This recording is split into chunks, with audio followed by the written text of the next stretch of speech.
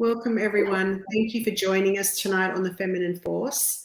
As per usual, Carolyn and I allow the process of emotional evolution to occur in our own lives and use that as fuel for our conversations.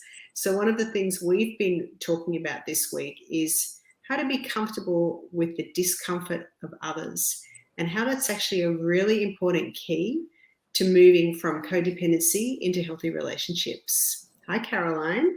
Hi, Lisa. Hi, everyone. Amazing to be here with you again from, semi-sunny Dublin.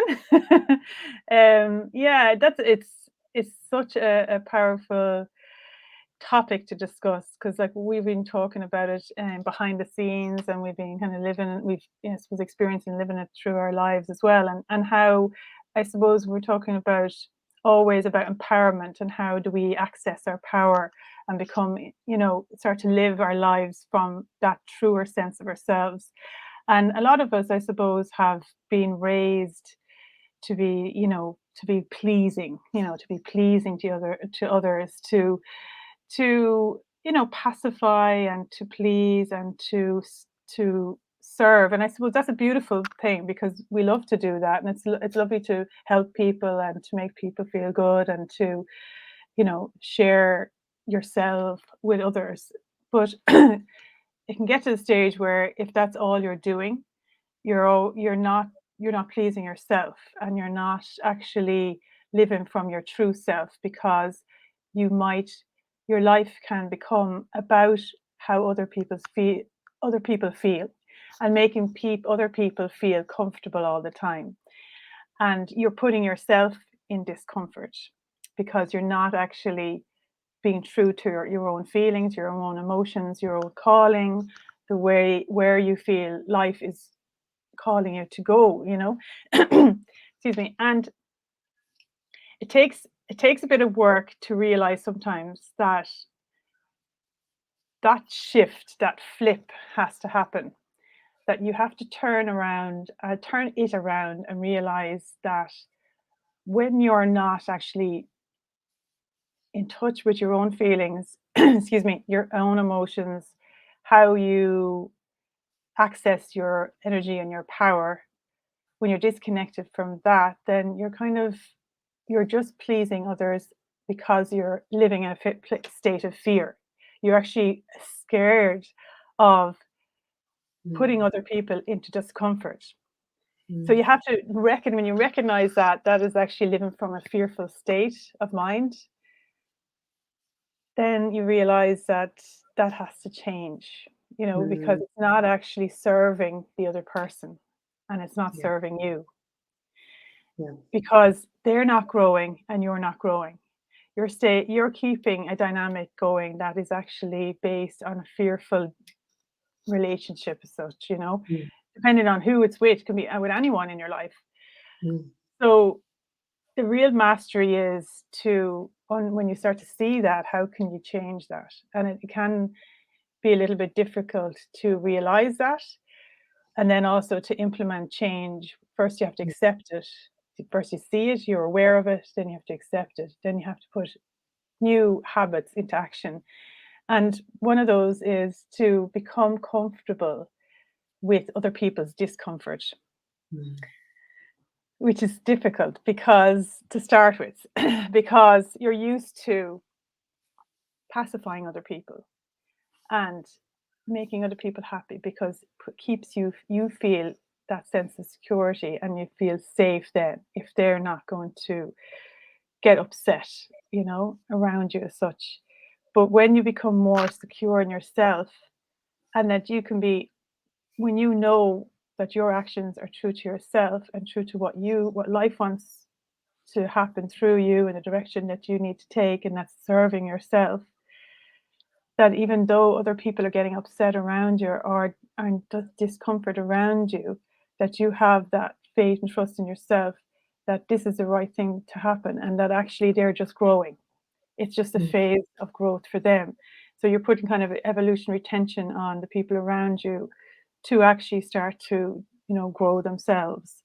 And actually, in my experience, it's only been hugely beneficial when I've done that, because where I was actually keeping people in a state of, yeah, like not growing and not progressing, not finding true happiness. When I Mm, changed that around and I allowed them, I gave them the tools to be able to help them and support, love and support.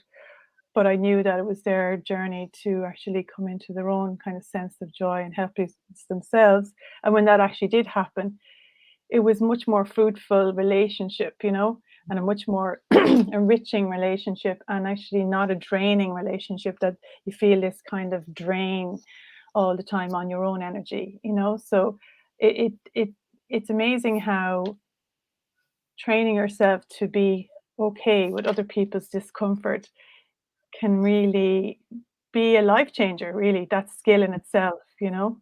And especially for somebody who's sensitive and finds that difficult usually, you can actually build up that muscle and to mm, understand that when you see the fruits of it, you know, mm, in actually seeing the other person blossom because of that action is it's really, you know, you're not enabling behavior that really wasn't serving you and it wasn't serving them, you know. Yeah, so mm. it's Yeah, it's so true, and it's so succinctly put. I think that for me, the feeling, like I can describe it. I know a lot of the clients I work with, they describe the feeling as like you feel like a cage, or like, and everyone knows the feeling of walking on eggshells.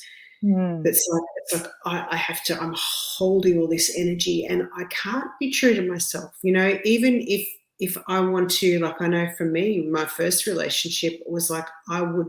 It was like there was an invisible line in the sand, and I just knew not to cross it. Now, it wasn't until after the relationship that I realized it was totally imaginary. It was totally just not real. Like nothing would have happened. But yeah, I had this in my mind, this line that I couldn't cross because it would create conflict. They would get uncomfortable. They would get angry. And so I was in this cage. And like even little things like you'd go shopping and you just wouldn't buy something because you know that they would have a reaction. mm, Or you were with your kids and your kids did something and you knew that your partner would have a reaction. So you were trying to keep the kids sort of mm, settled and quiet. Like mhm, all of those behaviors, that is an incredible emotional stress. That's yes, incredible emotional pressure. And you can feel it in your body, and it's like a cage. So if you're actually a little bit open to freeing yourself, this is the process is to become aware of where you're stopping yourself from doing something that feels true to you. And you'll know it because you feel it in your body. It feels uncomfortable. It feels like you're restricted and you're not free. And then the second step is, oh, there's this part of me that doesn't want to make them unhappy. Like I'm stopping myself from actually doing what I feel like I really want to do. Okay, so there's an acknowledgement of that, and there's this acknowledgement of these aspects of ourselves that probably have come with us since childhood. So because this is a strategy that we learned to survive yeah, as a child, so it's not bad. It's just it's actually was probably a life-saving strategy really to get us through life as kids, right? yeah, So but now we want to sort of transform it into empowerment. So when I see that, for me the journey was, okay, I can see this part of myself and I want to be true to me. More than anything, I want to be free. More than anything, I want to be honest about who I am, because if I can't be open and honest in my closest relationship, who is in this relationship? They're in a relationship with a complete fabrication of who I am, yeah, and I'm trying to relate to them from that, right? So yeah, I'm relating them to them from this complete fabrication of me that is just not true. And it takes a little bit of bravery to start implementing new behaviors. But for me, it was like when I felt that, I would be like, okay, this is my opportunity to take back my power. How can I do this differently? And I would find the opposite pattern. I would find the opposite behavior. yeah, So if I wanted to like not do something, I would go, no, I'm going to do it. And I would verbalize it. I would say, I'm going to do this now. I'm going to go in here and purchase this. And perhaps you're not going to be comfortable with it, but this is what I feel like I need to do for me. And then if yeah, they had a reaction, it would be like, I feel that you've really that really impacted you, me doing this, help me understand why.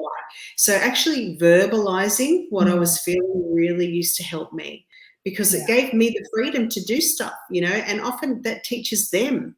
Sometimes they don't even realize that their pattern That's is it. keeping you like that. They don't realize that they're making you walk on eggshells. They don't realize that they're not stepping up emotionally and owning their own stuff unless you actually bring that to their attention with your empowered behavior. So it's a practice. It's like building a muscle at the gym.